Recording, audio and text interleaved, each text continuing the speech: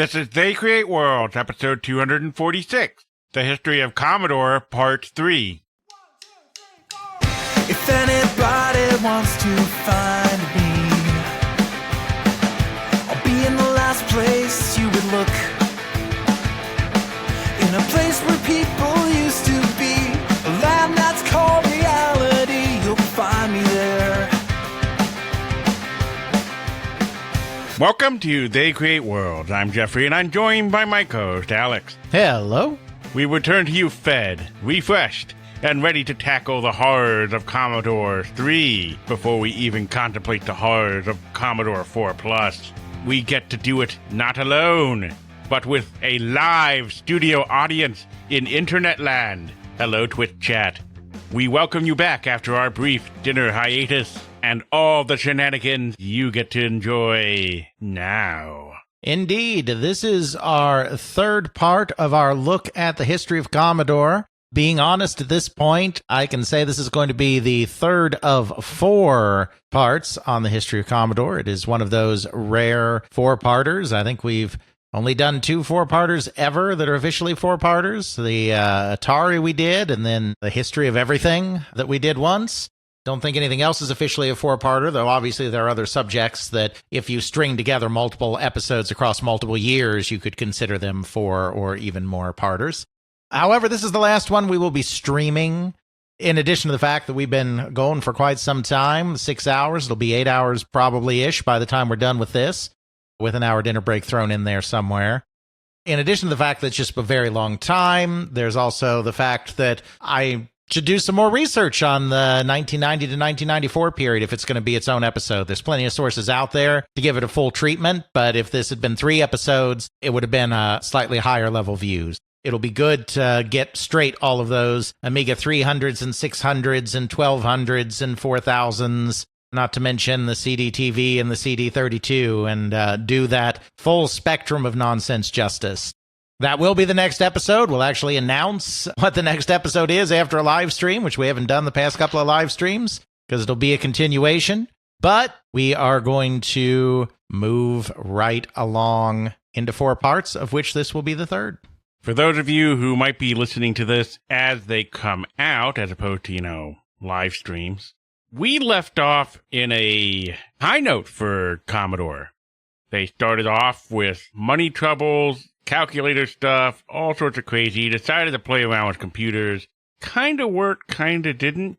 But then they really hit on something with cheaper computers aimed at the mass market, and really hit gold with not only the VIC-20, but particularly the Commodore 64, which, incidentally, was my first computer. It really catapulted everything really, really well for Commodore, cementing them in the love of many, many people as they used it as their first gaming computer, a little bit of programming, a little bit of fun. Heck, if you're watching this live or the replay on YouTube, you can enjoy all of the fun Commodore 64 themed stuff that I put on the screen so that you can all enjoy the horrors of the Commodore 64. Indeed.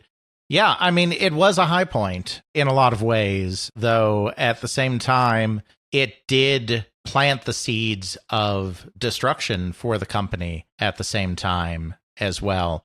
Commodore was in a really complicated place. I mean, you're right. They found something that worked very well for them.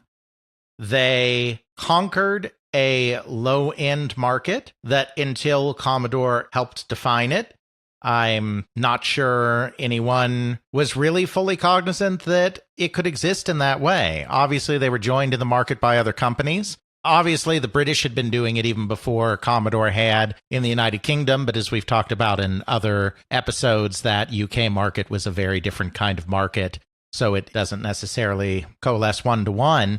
They won. They fought a price war. I urge you to listen to our price war episodes if you want to fill in a little bit of the gap around the VIC-20 and the Commodore 64, which we didn't talk about in those areas where we had already done pretty significant coverage.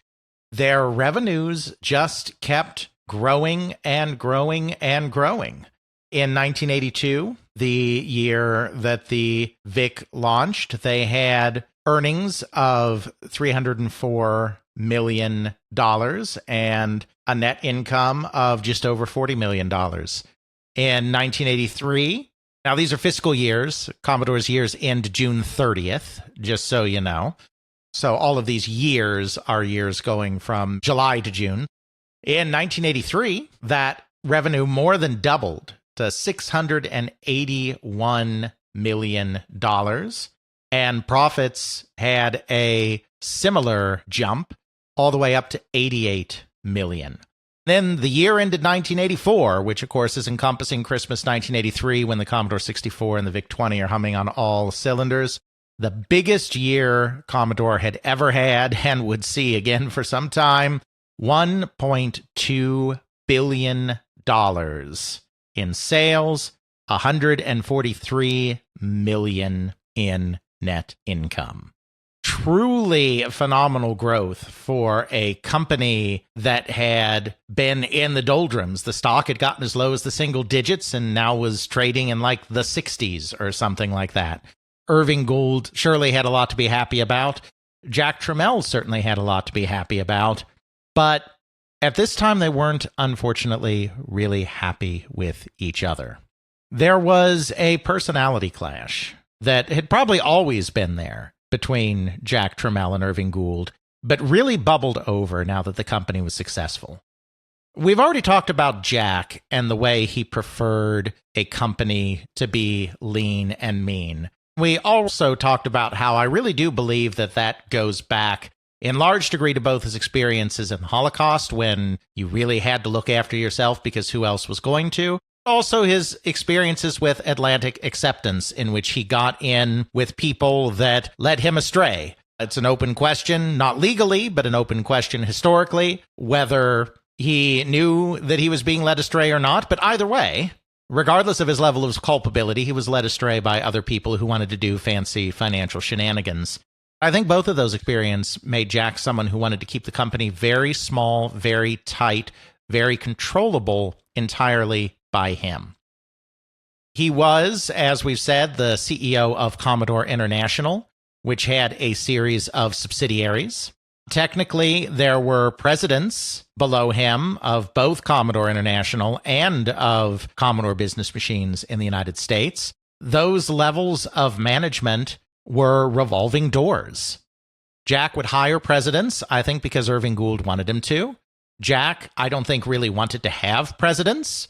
Every so often, one of those presidents would even become an inner circle member, but he still didn't want presidents. He would give them enough rope to hang themselves, quite frankly. He would give them a little bit of independence until they did something that he didn't like. Then the Jack attack would come fast and furious, and they would be replaced.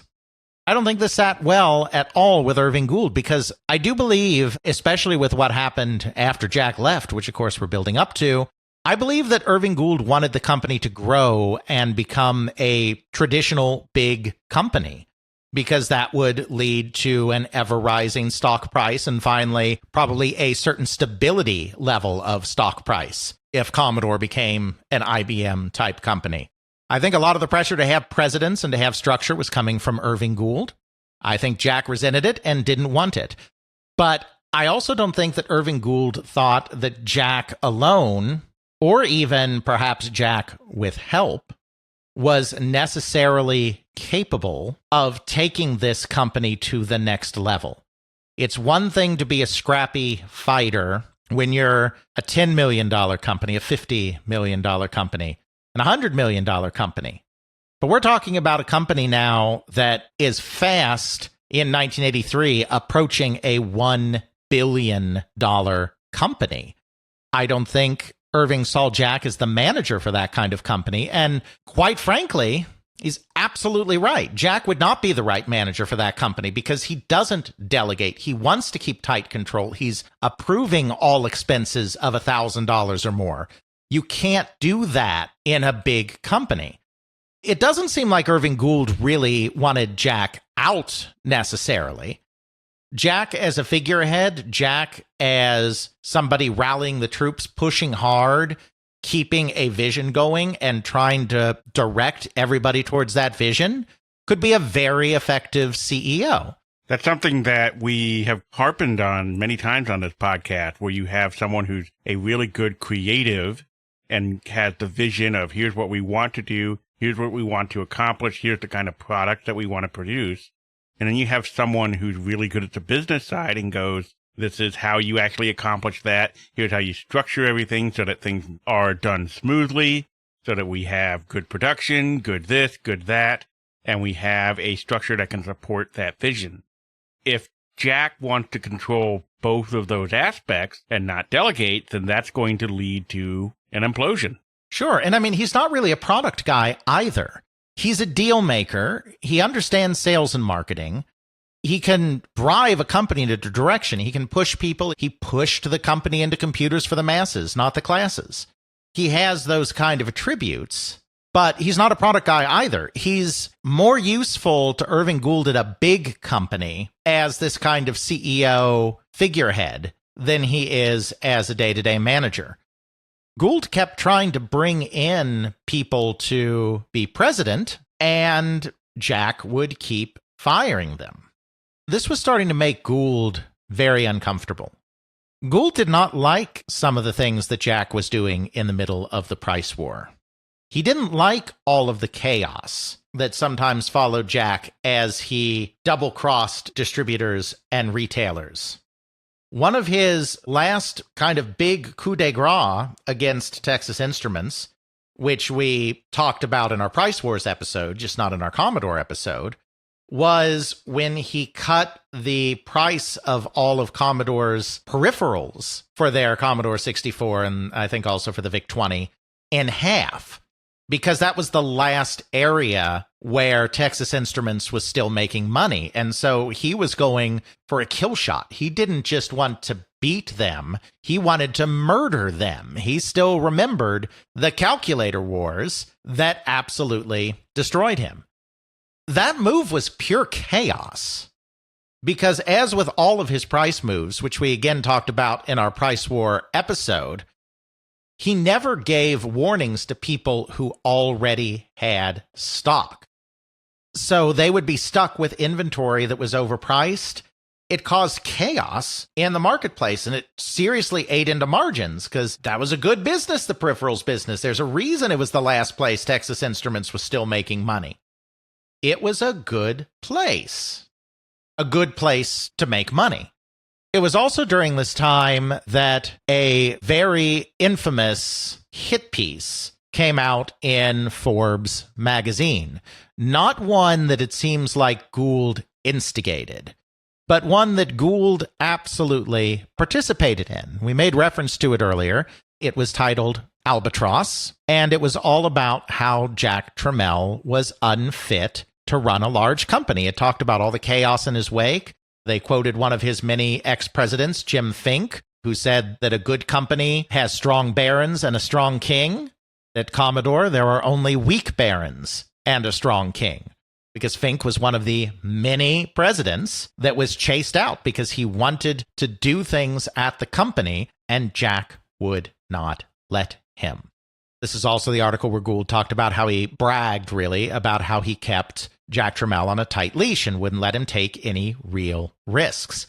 This is in reference to the fact that he would never go to the markets to raise money for him. He was always leaving Jack scrappy. I think he felt that Jack was more effective scrappy and maybe not the best taker of risks.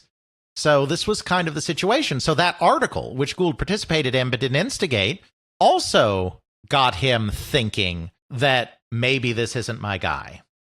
So he started to put pressure again on trying to bypass Jack and grow the company. After Jim Fink, the latest in the series of presidents, he hired a new president by the name of Bob Lane in 1983, who Gould tried to empower to take more of an active role in the company. I think all the presidents tried, but the way Bagnall writes it, it seems like he was even kind of pressing more and insisting more that Bob Lane be given some additional ability. The company started to grow a little bit, just kind of slowly at first, but it was starting to change in ways that had Jack maybe a little less at the center of focus. He started going after some of Jack's loyalists, most notably Kit Spencer, who had so effectively launched both the VIC-20 and the Commodore 64 in the United States. He didn't last long. Lane didn't make it past June 1983 himself. He was barely there, but Bagnall seems to indicate that this was kind of a little bit of a shift. This is the period of time when Jack and Irving really started fighting. There's a lot of stories around why Jack Tramiel left Commodore, and I think all of them are true. All of them? All of them. By which I mean, I think all of them tell a part of the story. Jack Tramiel never spoke about what happened between him and Gould, except in the very vaguest of terms. He did give an interview, I think in 1986, where he discussed how he didn't feel like he could run the company the way he wanted to run the company anymore, that he wasn't being allowed to do that, and so he said goodbye. Many people at the time said that it had to do with succession and bringing his family into the company. Jack didn't want to bring in an outside president, but he was very keen that his sons take a role in the business, which he still saw as a family business. It was a public company. He'd given up a lot of control to Gould, but it was still in essence, not in legal fact since they'd relocated to the Bahamas, but in essence, it was still the company that he and Manfred Kopp had founded on a wing and a prayer all the way back in the 1950s. He's a family man. He's a Holocaust survivor who feels that he needs to provide for his family. He's willing to put a little more structure in place if it involves bringing in his sons. He had 3 sons who by this time were all adults. Through truly coincidence, Jack said so, and I think they would agree, even though I'm sure he nudged them a little bit, through mostly coincidence, they ended up each taking on a role that would make them perfect to be the next generation to run Commodore. The eldest son, Sam, was the most like his father.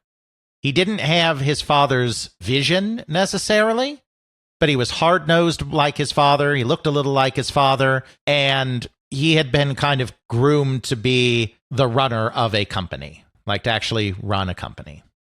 The middle son, Leonard, was actually the black sheep. He's very different from his brothers, which he would say as well. He's also the only Tramel that will regularly talk to anyone about anything. The family's pretty private.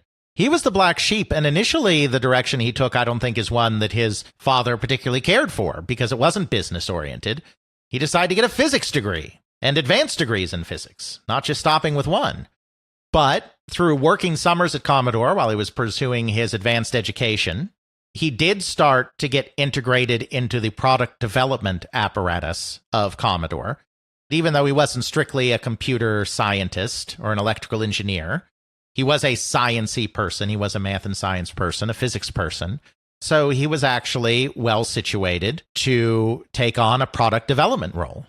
And then the youngest son, Gary, with 2 R's, as Ethan Johnson, friend of the show, noted in the chat, was kind of the wild child.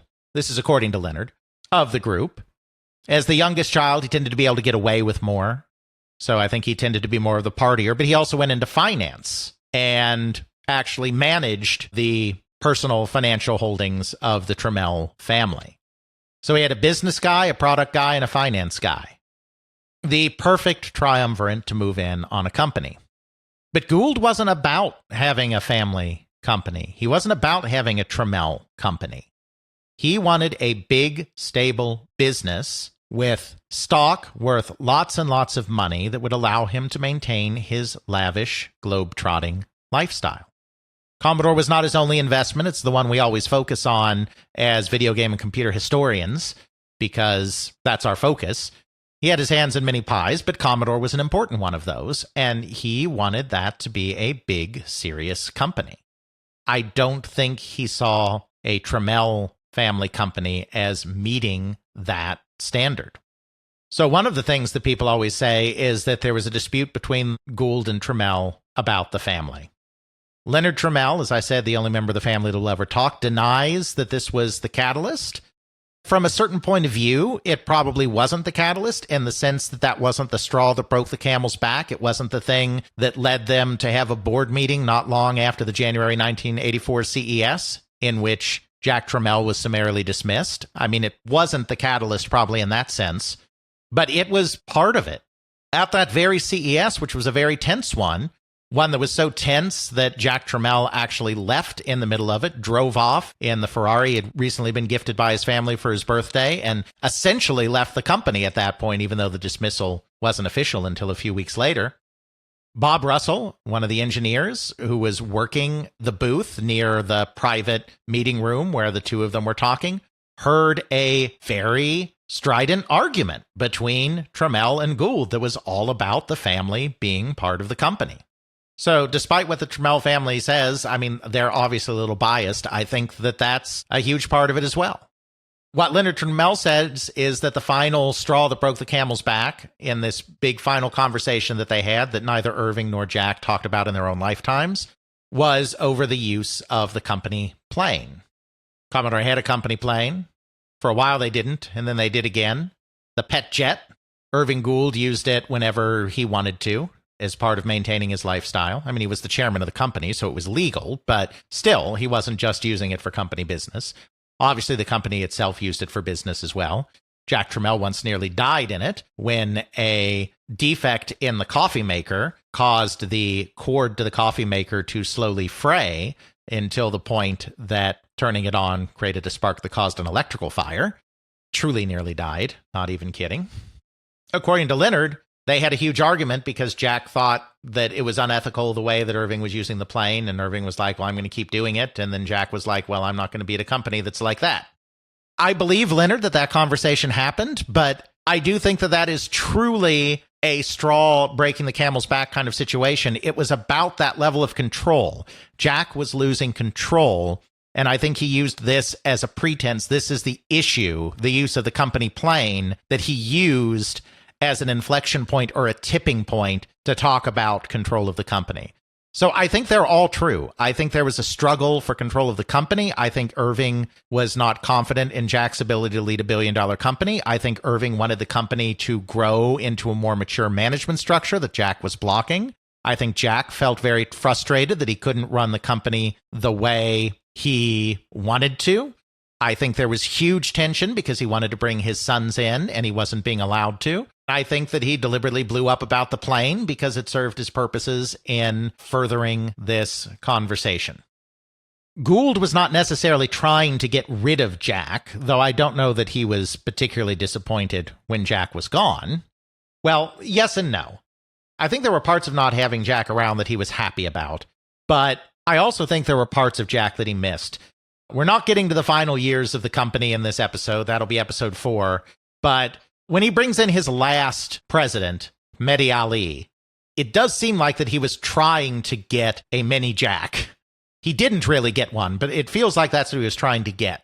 I think he did miss some of that energy and drive that Jack had, though I don't know that he, in the moment, really missed having him around. But I don't think he was really trying to get rid of him. I think he wanted to keep him around as a visionary, as a guy who could rally the troops, set the direction of the company. But he wanted a more mature management structure and a more mature president that wouldn't just be fired by Jack 6 months later.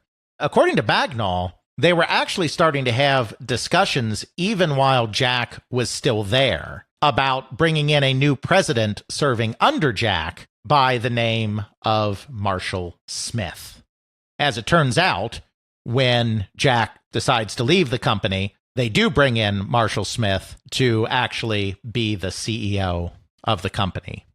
Smith is a very different guy from Jack. It's interesting because everyone talks about him as being an older guy. The Commodore people at the time remember him as being this older president brought in. But he's actually 1 to 2 years younger than Jack, depending on the discrepancies around Jack's actual birth date. I think that says something. I think it says less about his age, though obviously he wasn't a young 20-something go-getter, but I think it says less about his age and more about his personality. I think he felt old compared to Jack. Jack was always moving, always striving. Marshall came out of businesses that moved much slower. First of all, he was a finance guy. He wasn't a salesman in the Jack Tramiel mold. He had a degree from the University of Illinois in management and accounting. He worked at U.S. Steel for 16 years. Back when U.S. Steel meant something. Back in the 50s and 60s, when it was one of the pillars of the American economy. One of the bedrocks. I forget what the quote is. Don't know if I can find it off the top of my head. Finding quotes live. I don't think I probably can, but it was considered the strongest of strongest American corporations. You know, it was big. It was mighty. This is the kind of company that Irving Gould, I think, wanted, but it was also slow. It doesn't move as fast. The technology changes every generation instead of every other quarter. After that, he joined a company called Indian Head, a conglomerate with diversified holdings. They were big in shipping. They were big in automotive technology, like brakes. They were big in construction. They were in textiles. They were a big conglomerate.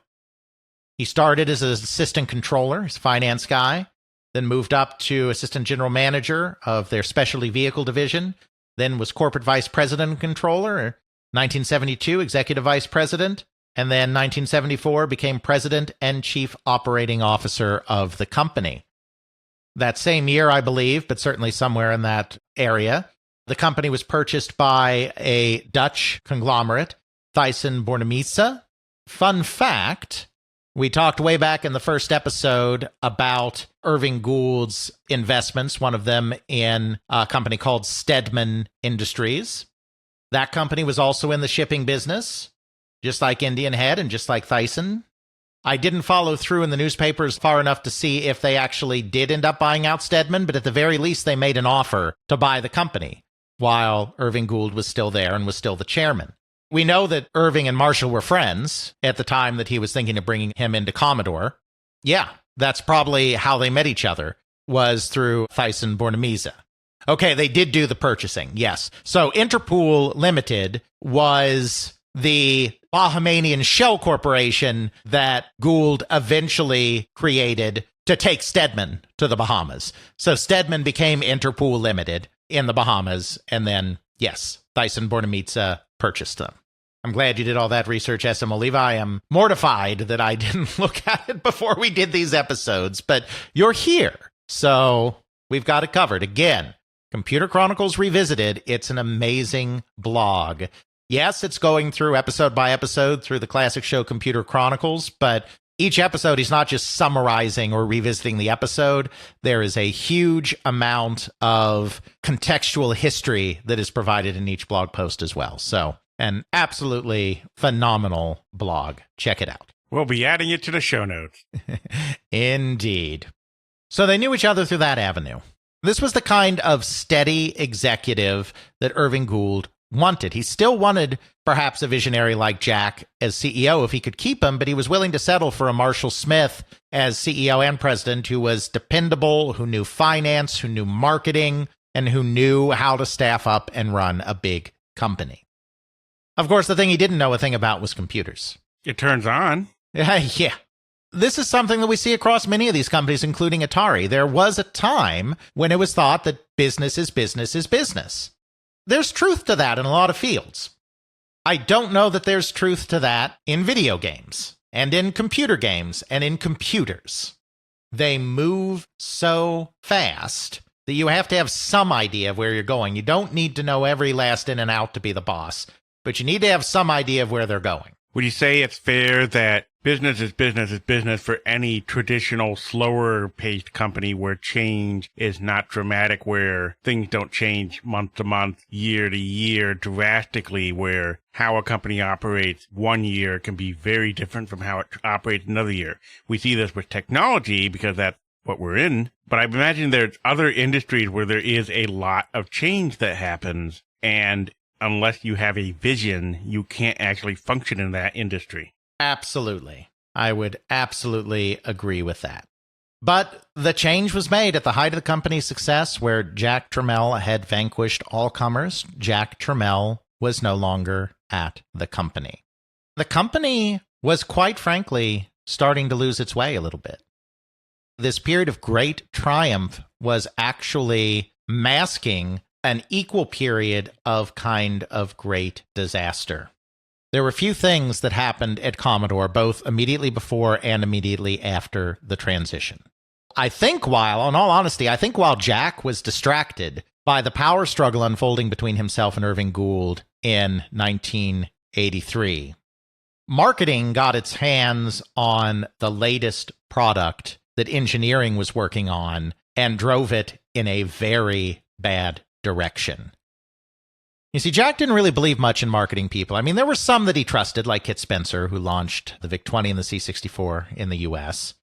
But he never really wanted marketing people involved in product design. Product design was kind of sacrosanct. This held on almost every computer product that the company did while Jack was in charge. Obviously, Jack himself made decisions like, forget about the Apple killer, go do computers for the masses. But he didn't really let other people get involved. He let engineers design the computers, and then when they had something that he thought looked cool, he was like, we'll ship that. Following up on the success of the C64, the company started, as I hinted at the end of the last episode, started looking for other directions that they could dominate now that they had pretty thoroughly taken over the middle ground of the home computer market with the VIC-20 and the C64. One of those was a Unix workstation, the C900. We're not going to really talk about that one because it's really tangential to us talking about Commodore as a video game company. It never came out. The C900 was a Z8000 machine, which was kind of a weird choice, but at the time, they were still having some lingering legal issues with Motorola. So at the time, they didn't feel they could go the 68000 route, Motorola's 16-bit processor, and Intel processors were just too expensive. So they went Z8000, which wasn't a great chip. They were going Unix because Sun had kind of pioneered the high-end Unix workstation.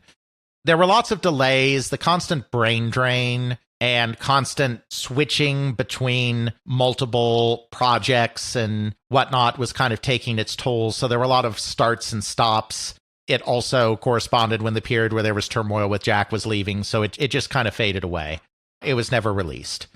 They also did a portable, which we're also not going to talk about really, the SX64, leveraging their LCD facility. But the main thing is that during the period of time of the computer price wars, the home computer market had shifted downward again, as we talked about in those episodes. At the start of it, a home computer was a VIC at $200 or $300, a Commodore 64 at $600. Obviously, those prices came down, but it was kind of the under $600 market, and it was kind of assumed that you'd have a $200, $300 low end of that market. Then Sinclair invaded with their TS-1000 and upended the market. So Commodore decided in 1983, before the price wars got to their absolute craziest point, that they needed a Sinclair killer, because that's how Jack reacted. They have something, do something better and cheaper and get them out of there. Now, as it turned out, which we talked about in the Price Wars episode, they didn't actually need a Sinclair killer because the VIC-20 came down so low in price that it became the de facto Sinclair killer. They didn't need another computer, but in early 1983, that wasn't apparent yet.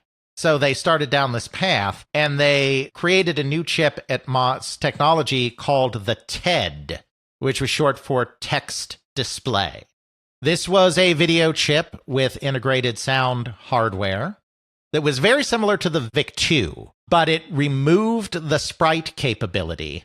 It made the resolution and the colors a little better, but at the expense of having sprites. And of course, the sound was much worse than you could get out of a SID chip, which was the finest sound chip that had been created at that point. Some C64 users probably say that has ever been created, but we're not going to go there.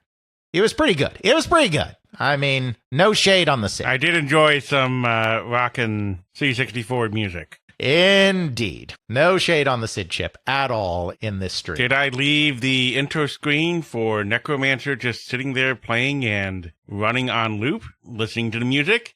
Yes. Yes, I did. So they decided to create this cheaper computer that could fill this lower level niche using this new TED chip.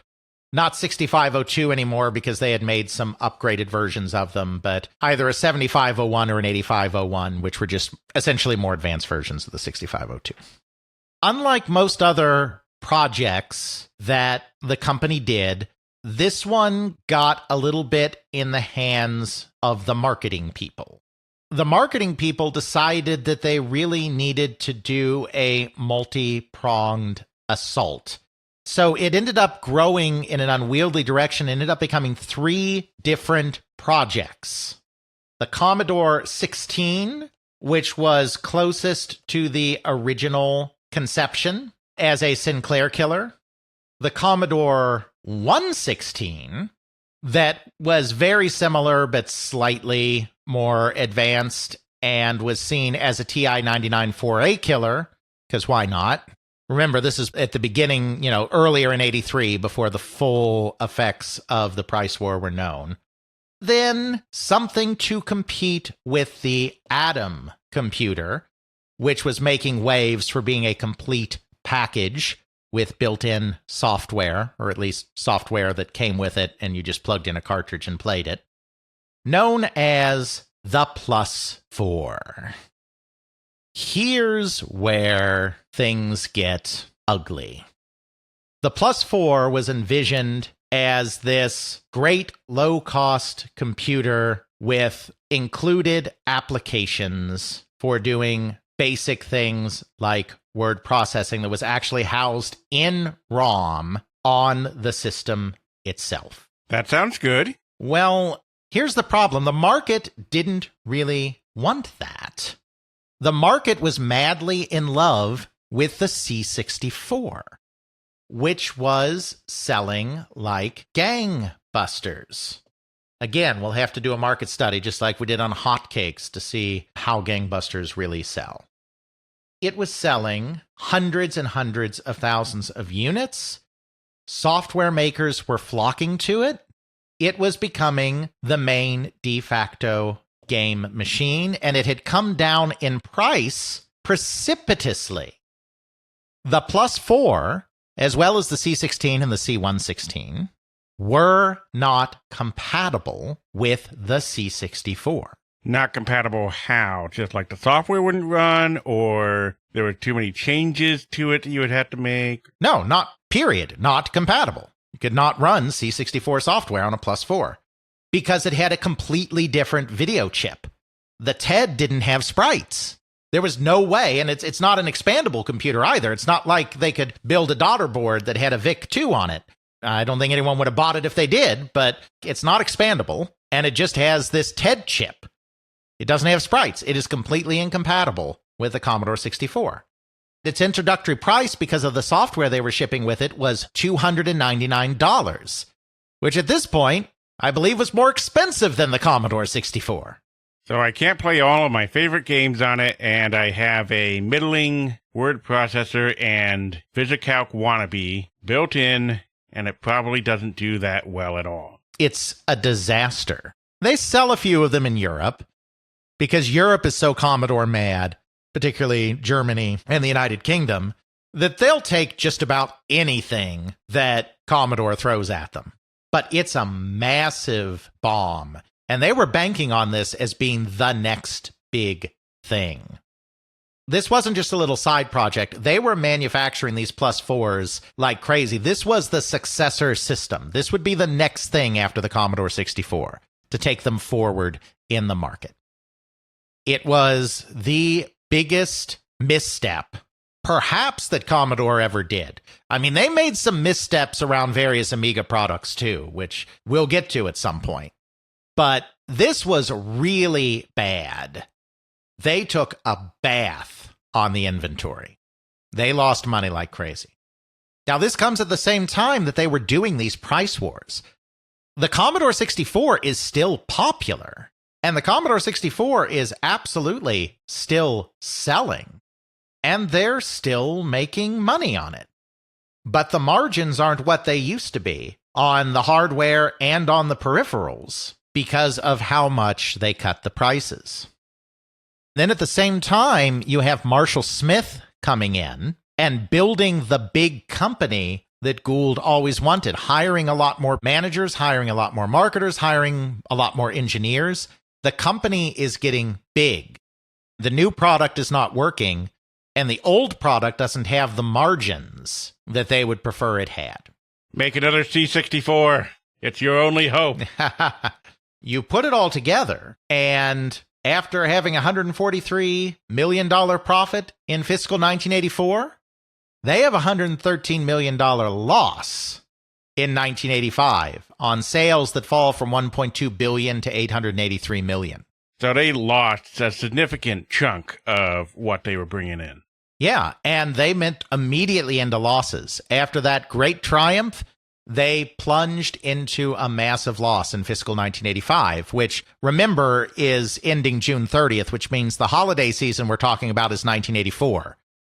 1984, the +4 destroyed them. So even though the C64 was still selling, it didn't matter.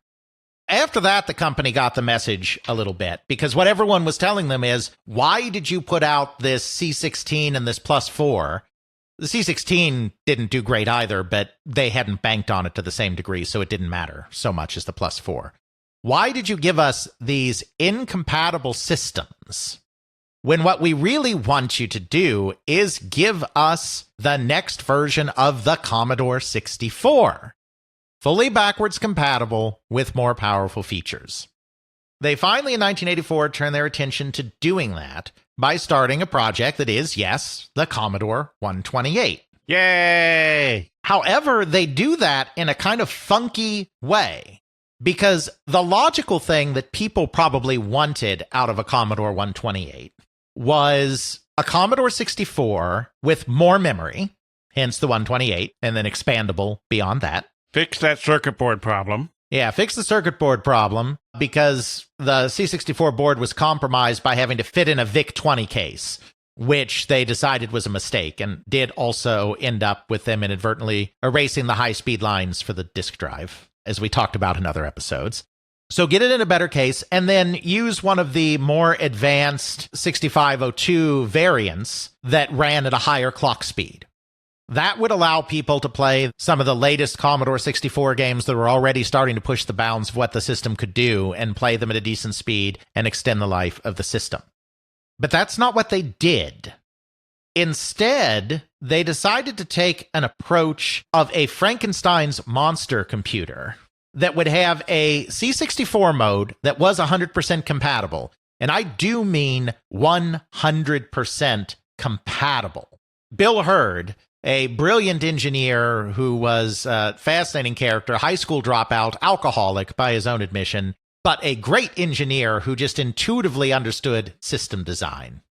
He spent days and days and weeks making sure every C64 application was compatible, which is not as easy as it sounds, because when he first started doing it and created the C64 mode on this new computer, he was like, I'm going to fix all the bugs and problems on the original C64. Because the C64 was a very buggy and strangely put together system, because, as we said last time, it was made by the engineers at MOS Technology. They were very smart, very capable chip designers. They were not systems engineers. So they didn't do the best job of actually designing the board for the 64. So he's like, I'm going to fix all the problems. But as we all know, programmers are lazy. And when programmers discover an exploit that allows them to do things a certain way that would otherwise take a lot of time and energy to figure out, they use the exploit. A lot of the software on the C64 only worked right if you had all of the glitches and errors in the original C64 in there, because they took advantage of those to run. So he ended up having to put them all back. I require that you restore a feature. I think there's an XKCD thing about this, where you have some feature that involves holding down some key that makes the CPU get really hot so that the guy's coffee gets heated up or something. Right. It had this fully backwards compatible C64 mode. Then it had the native C128 mode, which could do 80 columns, which the C64 could not. It took advantage of the faster 2 megahertz clock speed of the 8502, the upgrade to the 6502. Commodore 64 technically had a 6510, but that's really a 6502 with I/O on it. It's basically a 6502. This mode was not compatible with C64 software. So the improvements that you got from the C128 were not applied to the C64. Then, because they were like, and we should vaguely try to make this a business machine too, they also added a Z80 so that it could run a CPM mode. Because why not? Because it makes us happy. So the C128 was an odd duck. It wasn't a terrible computer. It sold okay. They sold several million of them. But the problem was it wasn't a real C64 successor. It didn't extend that market, or it didn't surpass that market. Most people that bought a C128 basically just wanted to keep using C64 stuff, but they figured they'd buy the latest new hotness. Nobody really developed software for the C128. It was kind of a dead platform. Like, it sold fine. It wasn't a problem like the Plus 4, but nobody was buying it to be a C128. They were just buying it to be a C64. And I think they would have been happier if some of the advantages of the C128, like 80 columns, more memory, faster clock speed, had been applied to a Commodore 64 rather than being a whole new mode. It was kind of weird, but they kept making them all the way till 1989. They sold a few million of them, whatever. What they really needed was to get out of the 8-bit market that they had been trapped in for so long, because the market was moving beyond that. The problem is, with their vertical integration, they did not have a true 16-bit successor to the 6502. MOS Technology, because of the brain drain that they had suffered after the completion of the 6502, they didn't have any engineers on staff who could extend the architecture. Bill Mensch, at his Western Design Center, did create an extension to the 6502, the 65816, but it wasn't that great. Nowadays, it's only known, if people know it at all, as the processor that was in the Super Nintendo Entertainment System, a relic of when they were trying to include backward compatibility with the NES. So they didn't have a 16-bit solution in-house, but they were darn well going to need one because everybody else was moving in that direction. Oh no, that's a good point. As chat points out, it was in the Apple IIgs as well. Because, of course, they were also trying to extend from the Apple II, which was a 6502 machine. So yes, good call out, chat. Keeping me honest. But they needed a 16-bit machine because the world was going there. Intel already was there with the PC. But they would have to look outside. And they ended up partnering with buying, another reason that they had a loss in 1984, quite frankly, a little company called the Amiga Corporation. The Amiga Corporation? Yes, the Amiga Corporation. So now we have to go way, way back, once again, to that blissful summer of 1982, when the Commodore 64 was being presented at the June CES. One of the many people that was at the June CES that year was Activision programmer and almost, but not quite, co-founder Larry Kaplan. Larry Kaplan was at Activision still at this time, wasn't completely happy there. By his own admission, he's a kind of grass is always greener kind of guy. Wasn't happy at Atari, was going to be part of founding Activision, got waylaid by Chuck Peddle into working for a startup working with Commodore, didn't found Activision, realized he made a mistake, came back to Activision shortly after it was founded, and now, a couple of years later, he's unhappy again. At the show, he takes in some of the latest stuff there, and he sees something from a Japanese company, by his recollections, some tennis game that really blew him away and made him think that the state of the art in video games was about to shift. In Bagnell's book, and in interviews with me, because I've interviewed Larry separately, He says that he saw an early version of the NES, of the family computer. I mean, it wouldn't have been the NES then, but of the family computer. That is impossible according to the timelines that we have from various Japanese sources for the development of the family computer. They had not finalized the chipset by June 1982. There was no way he could have seen family computer stuff. It didn't exist yet. It was a twinkle in Masayo Uemura's eye, but it did not exist. But he saw something that he remembers being a tennis game and that he remembers being Japanese. Yes, Masayuki Uemura. Which got him to thinking that it was time for a new generation of hardware. So he ends up talking with a friend of his, another former Atari employee, Doug Neubauer, who at this time is working for 20th Century Fox's game division, but had previously been the creator of the Pokey sound chip on the Atari 8-bit computers and the programmer of the absolutely classic killer app, Star Raiders. They get to talking, and they're like, we can do better than this. Kaplan was kind of unhappy, and so it's like, let's build our own video game system. That's even better. That's right. You can play blackjack, maybe. I'm not going to say it. Not this time. I'm not going to say it, but everyone knows what we're thinking. Everyone knows. You may take your drink now. So, of course, they contact their good friend, Jay Miner. We don't have to go into Jay Miner's whole background here. We've talked about him before, particularly in the creation of the VCS, but he is the absolutely legendary chip designer behind Stella, the principal chip designer on the Atari VCS, the principal chip designer on the first round of Atari 8-bit computers. Jay Miner at this point has also long since left Atari. He was very perturbed after he finished the 8-bit computers that Ray Kassar would not allow him to immediately start work on a 16-bit computer because Jay Miner wanted to continue pushing the boundaries of what was possible in home computing.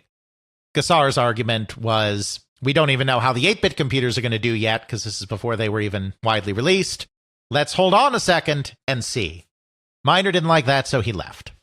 He ended up working at a chip company called Zymos that had been bought out by a medical technology company called Intermedics, which had produced the first lithium battery pacemaker in 1976 and had purchased Zymos so that they had their own vertical integration to create chips for their pacemakers. So Kaplan and Neubauer come to Miner. Miner's like, let's do this. He talks to his boss, Bert Braddock, at Zymos, who talks to the owner of Intermedics, Wayne Rollins, a really rich guy.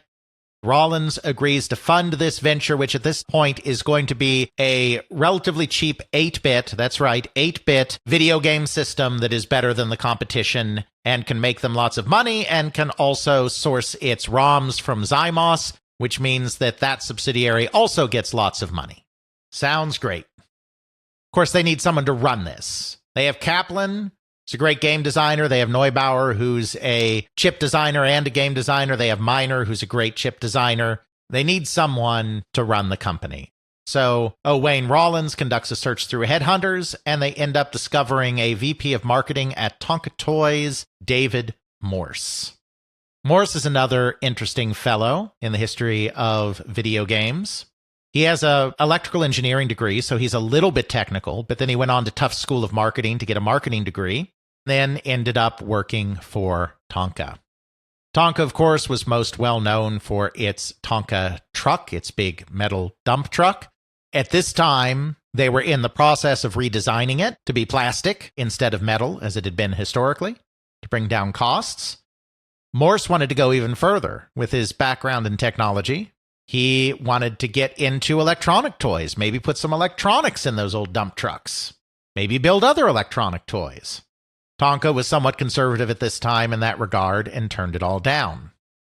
He ended up seeing some of Nintendo's stuff, like the Game & Watch, and he was absolutely enthralled by the handheld electronic market and what Nintendo was doing, and actually tried to negotiate a deal where Tonka would take over some distribution of Nintendo stuff in the United States.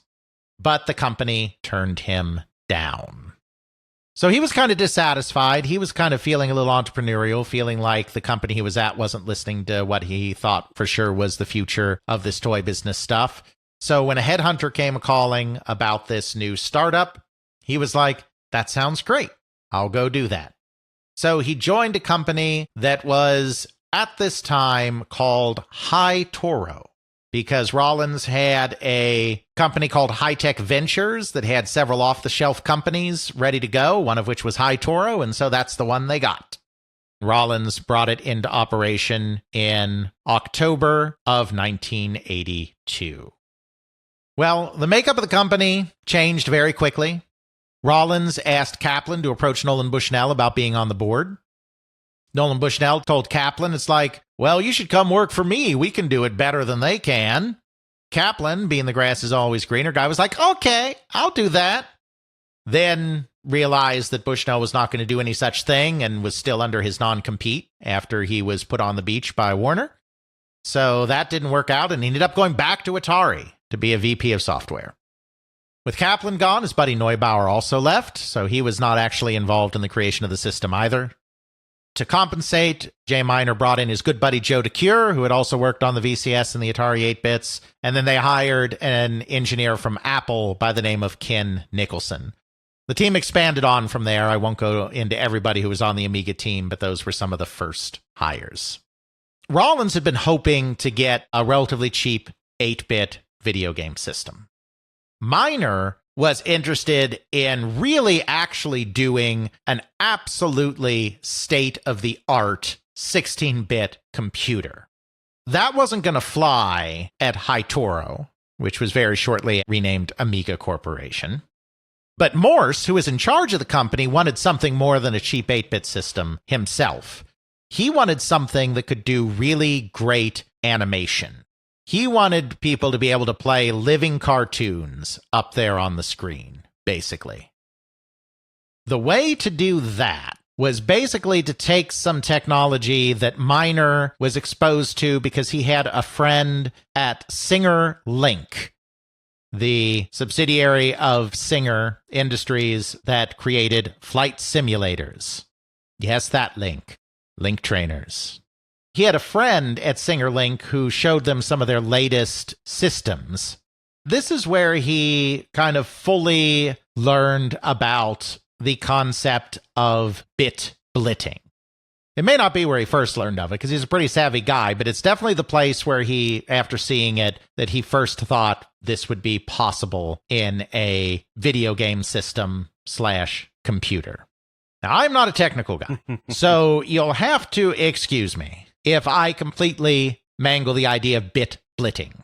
But as with many achievements in this period in computer graphics, bit blitting was something that was initially done at Xerox PARC and involves superimposing bitmaps on top of each other, where you basically cut a hole out of one bitmap and stick another bitmap on top of it in that place, and therefore have more realistic shadows and collisions and interactions and deformities, and have just generally more impressive graphical elements that interact with each other in a way that makes them a little more realistic.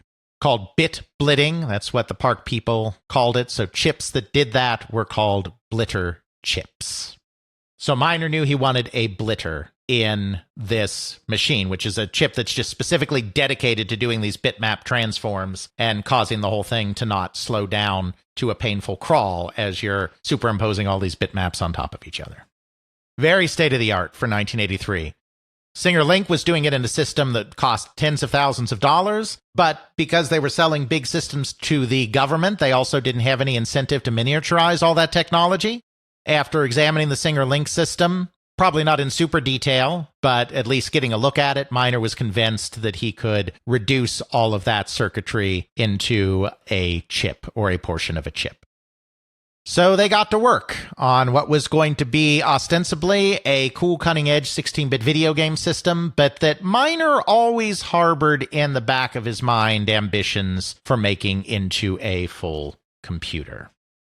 To do this, they chose the 68000 processor from Motorola, which was a pretty good choice at the time, 16-bit processor.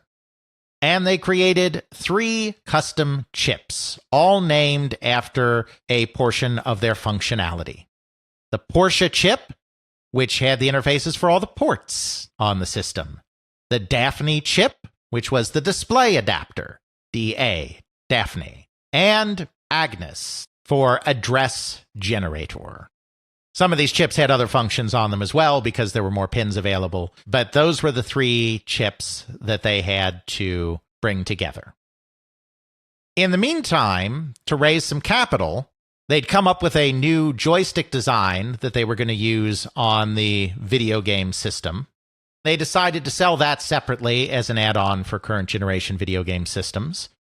They also came up with an idea, they weren't the first, but they also came up with the idea to do a tape add-on, cassette add-on for the VCS that would allow them to run games with more memory and more features. They actually contracted with Videosoft, founded by console pioneer Jerry Lawson, to deliver the games that would go with their cassette system. Well, a few things happened on the way to this plan. First of all, there was a video game crash. Boo. That was bad. That wasn't great for the peripherals business. They also came up with something called a joy board that was this thing that you stood on and rocked back and forth in various ways, and that simulated movement on the screen. We'll put that in the show notes. There wasn't much of a market for any of that stuff when the entire market was blowing to pieces. The other problem, though, that they had is that Intermedics and Rollins had signed on to this thing because it was going to be this cheap, simple, easy, 8-bit video game system that was just going to be easy to put out and allow them to roll in the money. And now it was turning into this 16-bit monstrosity with all of these custom chips. Rollins was basically like, this is not what I signed on for. I want out. So at this point, they begin negotiating their exit. Dave Morse brings in his business school classmate Bill Hart to go out and try to secure private funding that will allow them to buy out Intermedics and keep this thing going. The problem is, with the video game crash going on around them, nobody is interested in investing in this crazy company. So instead, they start trying to look for companies that may be interested in using their technology in some way. Of course, the big company that might be interested in using their technology in some way is a little outfit by the name of Atari. So in November 1983, they go to Atari and pitch them on using the chipset in a game console. By this time, they're really starting to focus in on, okay, the video game market's dead, let's make a computer. And I should have said that this computer, this video game system / computer, was codenamed Lorraine, which was the name of David Morse's wife.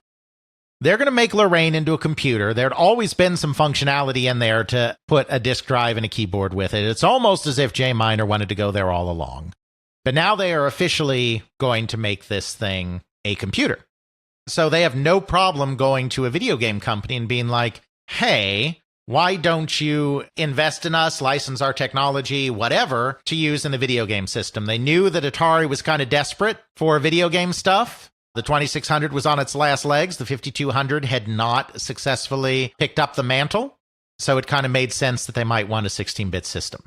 So they start that negotiation. And then in December, they come to a deal to get rid of Intermedics, which is basically that Intermedics kept 25% of the company and gave the rest back. I don't know if gave is the right word, but there might have been some financials changing hands, but gave up the other 75% of the company, 50% of which was to retain with various employees of Amiga Corporation, the other 25% of which was going to be used to lure in much-needed investors.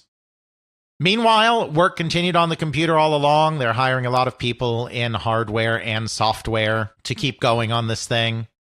The chips aren't done yet, but they debut a prototype behind closed doors at the January 1984 CES. It's in the middle of this CES that the first version of the famous Boing demo is created. A bouncing ball with perfectly rendered shadows and great animation. No sound yet. Not in January, but RJ Michael and Dale Luck, two of the software people hired to work on the machine, code that at CES and put it on the computer, and it wows those few people that are able to see it. Comes back again by the June CES. The chips are done, and the demo comes back, this time with the big boing sound. It's a more public display. In the meantime, the company has continued its negotiations with Atari, which led to a letter of intent dated March 6th, 1984, that has been made available by Atari researchers Kurt Findell and Marty Goldberg, that leads to all sorts of trouble and is somewhat difficult to parse even to this day. Basically, Amiga needed cash, and it needed cash right now. It was running out of money to do development. So Atari agreed to give them a $500,000 loan so that they could continue in operation while the two sides continued to negotiate a formal licensing agreement. Even within the letter of intent, it was understood that Atari would be licensing the technology to use in a video game system, that they would not be able to use the technology to enter the computer market until 1985, when they could release a computer add-on to said video game system, and that they couldn't release a full computer using the technology until 1986. They were fine with Atari being in video games. They did not want competition in computers. There would, of course, be a royalty paid on every chip used in these devices, $2 a chip. As collateral for this agreement, the information on the chips, the schematics and designs and everything else were placed in escrow. Yes, Carl in the chat is pointing out another point, that when they both got into, once Atari was allowed to have a computer, they would only be able to market that computer in mass market retailers, whereas Amiga would retain the right to do so in specialty computer stores, because they did not see themselves at this point as creating a mass market computer, which is so funny. It started as a video game machine. But it's really quite funny that it would turn out that way, because this was started as a video game system, not even as a computer. This was started as a mass market product that was going to be sold in like toy stores and department stores and Kmart. But Miner was always just a little too good for that. Miner really wanted to make his version of the ultimate home computer, the super home computer. As the project developed and it started taking off in a more computer-like fashion, he was ready to leave the mass market behind entirely. He was not interested in that. He wanted a cutting-edge computer for serious users and for businesses and for institutions of higher education and just any place that needed super-duper power. So they were willing to cede that mass market to Atari, even in the computer space, because Miner was not planning to touch that at all. So they're given this $500,000 loan, so to speak, but that loan, upon completion of the licensing agreement, is going to turn into an ownership stake in Amiga Corporation. Then there are a couple of protections that are put in place to make sure that Atari's interest here, this $500,000 note, plus additional payments that they plan to make for certain milestones that I believe total $3 million altogether if they make them all, because there's some milestone payments, to make sure that that interest is protected. First of all, they need to complete a licensing agreement in March of 1984. If a licensing agreement is not entered into by March 34th, 1984, then there's a ticking time bomb that says that at that point, the original note, the loan, so to speak, must be paid in full with interest by June 30th, 1984. If that loan is not paid back on that date, at that time, Atari is able to go into escrow and obtain all the documentation on the chips, and there's basically an automatic license. They get a fully paid up license in exchange for canceling the $500,000 note. Yep, exactly. As Carl, who is a lawyer, who worked in these areas of law even, says, the property of Amiga was given as collateral so that Atari would have the rights to the chips. Absolutely. Now, here's where things get interesting. The copy that we have of this appears to be Amiga's copy.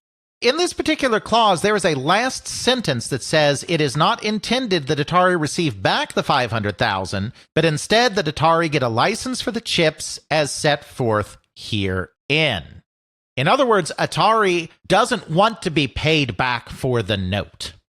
What Atari wants is that if the note is still outstanding and there's no licensing agreement, they don't want to get paid back. They just want the property. In the copy that we have, which has handwritten additions on it, there is a strike-through of that final sentence, which is not initialed, which indicates that the crossing out of that line is not a legally enforceable revision of the letter of intent. I've got that right, don't I, Counselor? Counsel says yes.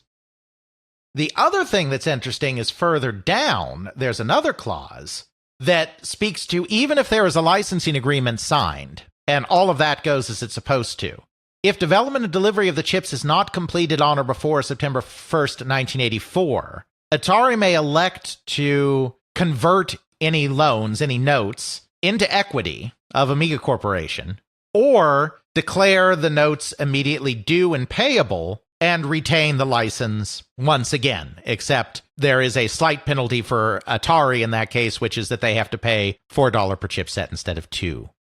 There are requirements here that the chips be delivered properly and in a timely manner, and if not, Atari gets to take possession of things. There are a couple of different ways they can take possession of things. Well, why are we going through all of this? Why, Alex? Well, because of course there's going to be some legal shenanigans. Legal shenanigans? Heaven forbid. We don't talk about legal shenanigans on They Create Worlds. We talk about fine, upstanding people doing business the way business was intended, without legal shenanigans and proper above-board communications about what's going on. Because, as we mentioned before, there's a video game crash going on. You may have heard about that. We may have done 3 episodes on it, and some aftermath episodes, yes. Yeah, may have talked about that before. Yes, an audio cue for legal shenanigans. We really should. Legal and corporate shenanigans, both. What would be the audio cue for that? I don't know. Phoenix Wright going objection? I don't know. This means 2 things. First of all, the powers that be at Atari aren't necessarily so sure about this video game thing. At this point, James Morgan is in charge of the company, and James Morgan is trying to bring the company back to his video game roots, which is why it makes a lot of sense that he'd be interested in signing a deal for a 16-bit video game system. Or, I mean, he didn't sign it, but having his people sign a deal for a 16-bit video game system. But just because Morgan was trying to get the company back in the video game point of view and away from doing so many computers doesn't mean that other people at the company weren't very nervous about what was going on in video games. To the people at Amiga, it seemed more and more like the people at Atari were really starting to push for the idea of, no, we think we really want to kind of do a computer, which is absolutely not what Amiga was intending to happen, at least not right away. The other thing is, there were already rumors circulating, according to Bagnall's research and the people who talked to him, that Atari may soon be sold, and that one Jack Tramiel may be the buyer. You don't want to be in a vulnerable agreement with Jack Tramiel. As he slowly positions himself behind the client and proceeds to service the account. Indeed. Bonus points if you get that reference. They didn't want to be in a deal with an Atari that was looking more and more like they may try to manipulate the deal to be able to create a computer and create competition with a much bigger company than themselves. They definitely don't want to end up in a deal with Jack Tramiel, where Jack Tramiel may have the right to reach in and pluck out their technology in the same way that Mularam plucks out hearts in the Temple of Doom. How do you like that one? It's even the right year, 1984. It's topical humor. Historical topical humor. Exactly. So suddenly, Amiga decides they don't want to be in this agreement anymore.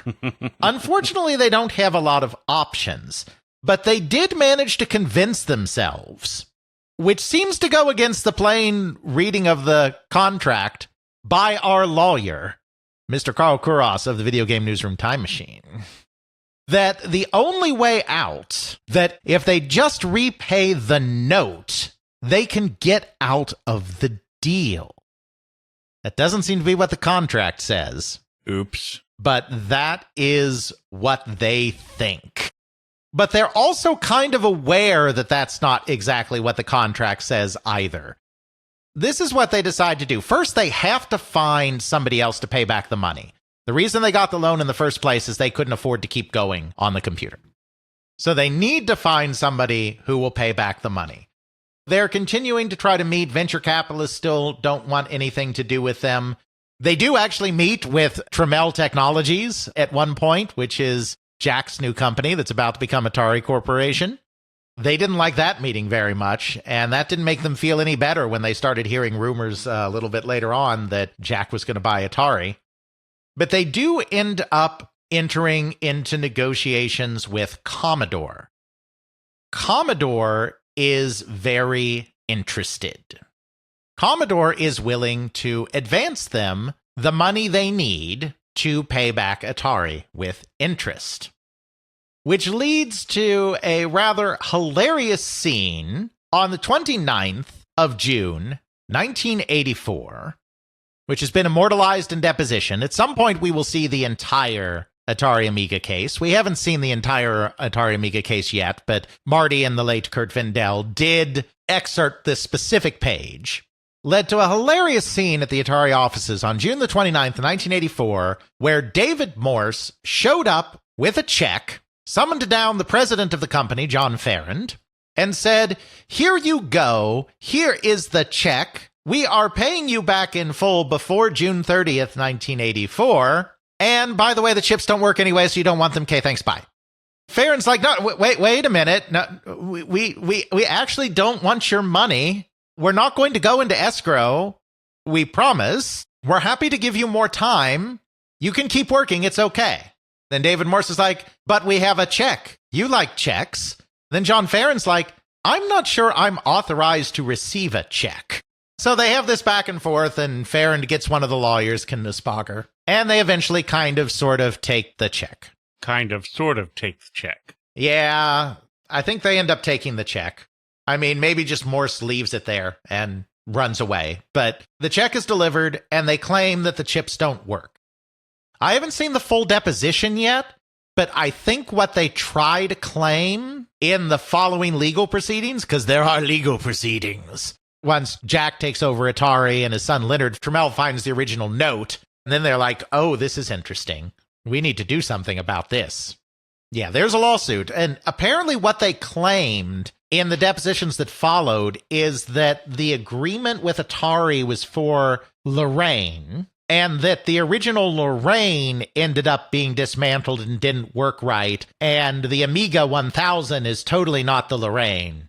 It is different. So we weren't lying when we said they didn't work. It's just a processor in space. It's far more sophisticated. Exactly.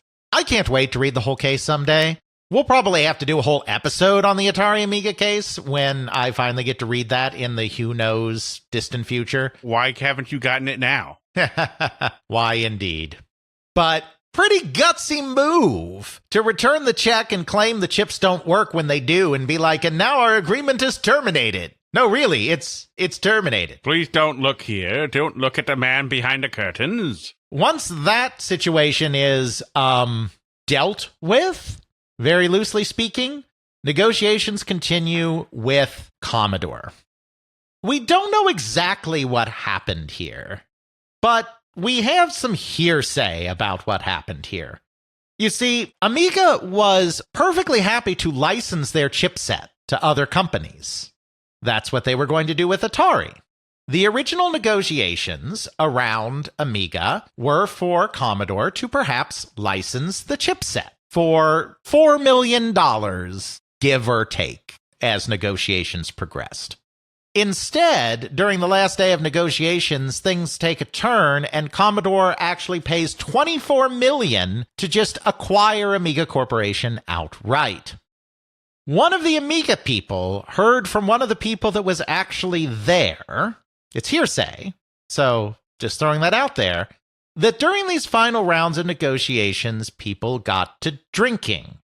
we have multiple reports from people inside Commodore that Mr. Marshall Smith, who was part of these negotiations, is very fond of the... I would like to point out to the court that he made the drinky motion. Bonus points if you get that reference.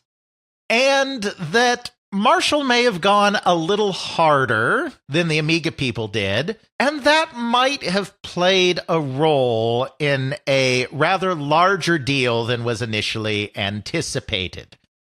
I want to be very clear that we don't have that story from someone who was inside the room where it happened. So we cannot speak to the veracity of this. But it makes a great story, so we're still going to bring it up.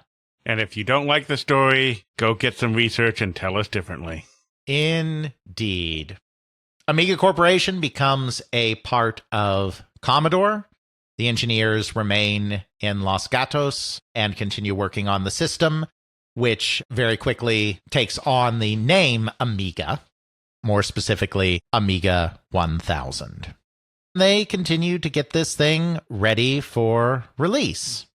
The Amiga computer comes out in 1985. They have a big showy launch party with Debbie Harry and Andy Warhol and all sorts of craziness. It is promptly a little bit of a disaster because the market positioning is absolutely nuts. This is the, at the time, preeminent multimedia computer on the market. It has a 68,000 16-bit processor, which is a good processor. It compares well to the IBM processors at the time. Won't stay that way, but we're not there yet. It has those great graphics chips that allow it to do, for the time, fairly high-resolution video.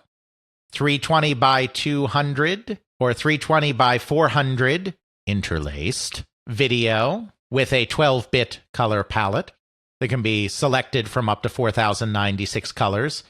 It has a ham mode where you can actually display all 4,096 colors at once, but that can't be used for playing games. That can only be used for rendering like pictures and stuff. But it's still incredible for the time. But it can have like 32 colors. In some cases, 64 colors. 64 colors. It also has a higher resolution, 640 by 400, interlaced, mode with up to 16 colors. It has great audio. It is an ultimate game system. But that's not what Jay Miner wanted. He wanted the ultimate in computing power for a microcomputer, for a personal computer. So it was pushed towards being a business machine. The problem is twofold. First of all, the business machines of the time are capable of higher resolutions than that. Now, sometimes only in monochrome, but it's business stuff. You don't need 4,096 colors to do the business. You just need 3 boys in a trench coat. Indeed. The resolution is really, even though it's impressive for a game computer, the resolution is really not up to snuff for what's going on with business computers. The fact that it's interlaced video is going to cause real problems down the line. And the interlaced video is a legacy from the fact that it was originally supposed to be a video game system, which outputs to a television. Television is interlaced. A standard broadcast signal of that time, obviously. That's fine. Interlaced is fine. It is not fine if you decide you want to plug this computer into a nice higher-end monitor, because it will flicker. We don't care about flickering on a video game. It worked great for Pac-Man on the Atari. It's also bad because NTSC and PAL have different refresh rates, and that leads to all sorts of craziness. They can't initially launch this computer in Western Europe, which is the main stronghold of Commodore. Obviously, they're going to make a PAL version, and they do release a PAL version a little later on, but they can't release it in their stronghold right away in Europe. The VP of Engineering I'm not sure if that's his official title, but the person responsible for manufacturing the computer at Commodore also decided that they wouldn't necessarily get the best quality out of Hong Kong, where Commodore was normally manufacturing. So they decide to manufacture in Japan instead, which is way more expensive. So they end up with a computer with a suggested retail price of $1,285. Oh my. Do I need to pull out the inflation calculator for that one? No, because Wikipedia does that for us. In 2024 money, which is close enough, that's $3,800. Now, obviously, when you calculate inflation, it's not linear like that because some commodities rise in price more than others, yada, yada, yada, but it gives you something of a vague baseline. And that's not including a monitor. If you want a monitor, you'll have to throw in another $300. So it's overpriced to be a consumer computer. It's over-engineered to be a consumer computer. But it's not actually good enough to be a business computer because the screen resolution is lacking. And by this time, the IBM PC has taken over the business market, and the computer is not MS-DOS compatible. They decided they would solve this in software with something called Transformer. It is not more than meets the eye. It is just slow. It is insufficient for MS-DOS compatibility. As Carl says, half the speed of a PC XT. That's not good, kids. That's not good at all. Then to add insult to injury, because there is still this vestige of we want to keep the cost down, because they're still kind of caught between these two markets, they make a decision not to have expansion slots. It has an expansion port, but it doesn't have expansion slots. So these problems with the initial system are not correctable by adding more hardware into slots. It's really a baffling computer. I'm not talking about the Amiga generally. I'm talking about the Amiga 1000 specifically. Yes, there is the sidecar. That was made, I believe, by the good folks in Germany because it was very important that Commodore continue to do the business in Germany. They did create the sidecar. Then Commodore Germany decided that they would start figuring out a way to incorporate the sidecar directly in an Amiga, and that's when they started working on the Amiga 2500, which was released as the Amiga 2000. Fiscal 1986, which, as we recall again, June 30th, is the end of the fiscal year, so this includes the holiday that the Amiga was released. The company is still flailing. The Amiga is not selling in the numbers that it needs to, and to make things even worse, they spent $40 million advertising it, which, based on the sales of the computer, which I think was not too far north of 100,000, meant that they were spending about $800. I can do the math. That's about 50,000 that they sold in their initial burst. That may not be for the full year, but like in their initial burst, they only sold like 50,000 of them, which came out to spending about $800 per computer on marketing. The marketing campaign was not effective. They didn't have software support lined up properly. Everything was just something of a mess. This is why in 1986, while their sales went up ever so slightly over 1985, 889 million versus 883, their loss widened from 113 million to 127 million. They weren't able to produce that many in the first year, so I think those numbers are about right. And the other thing is that made the sales so bad as well is that we may recall from that agreement they almost had with Atari that the Amiga people were approaching the specialist market for this. They weren't going into mass market retail. They were going into specialty retailers. These are the same specialty retailers that Jack Tramiel, he's no longer with the company, but it doesn't matter, where Jack Tramiel was like, here is the VIC-20. Please sell this and enjoy.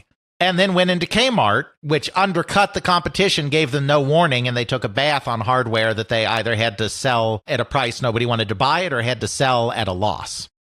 Then Jack Tramiel came back with the Commodore 64 and was like, here is the C64.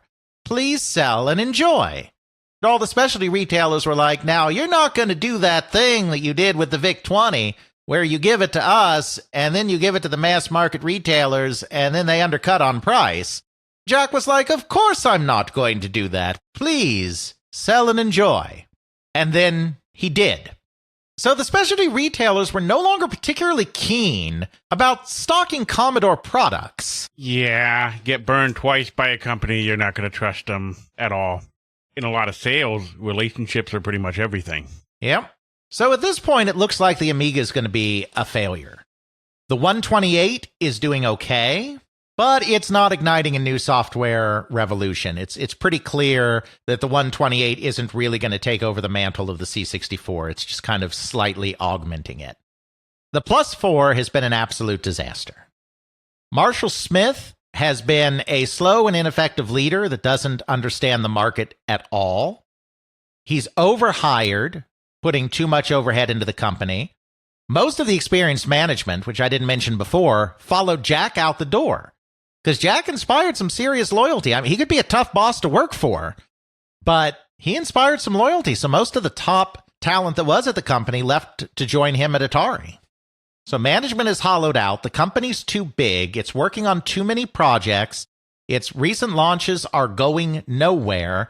And after that triumph of the billion-dollar year, sales have been declining and profits have evaporated entirely.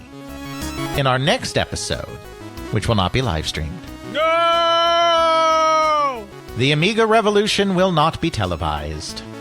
We will look at how Commodore first managed to salvage the Amiga computer and then managed to once again shoot themselves in the foot with the Amiga computer as they briefly returned to profitability, even briefly returned to a billion-dollar company, only to collapse once and for all and get wiped out in bankruptcy.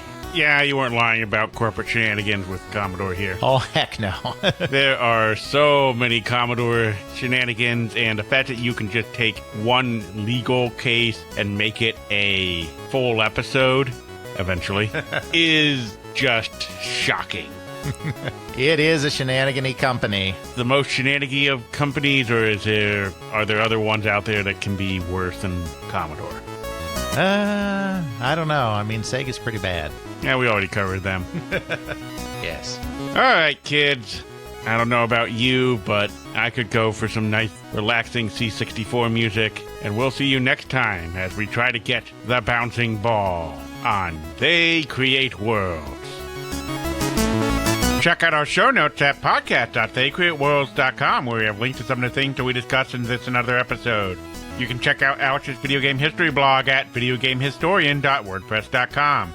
Alex's book, They Create Worlds, the story of the people and companies that shaped the video game industry, Volume 1, can now be ordered through CRC Press and at major online retailers. Feel free to email us at feedback@theycreateworlds.com.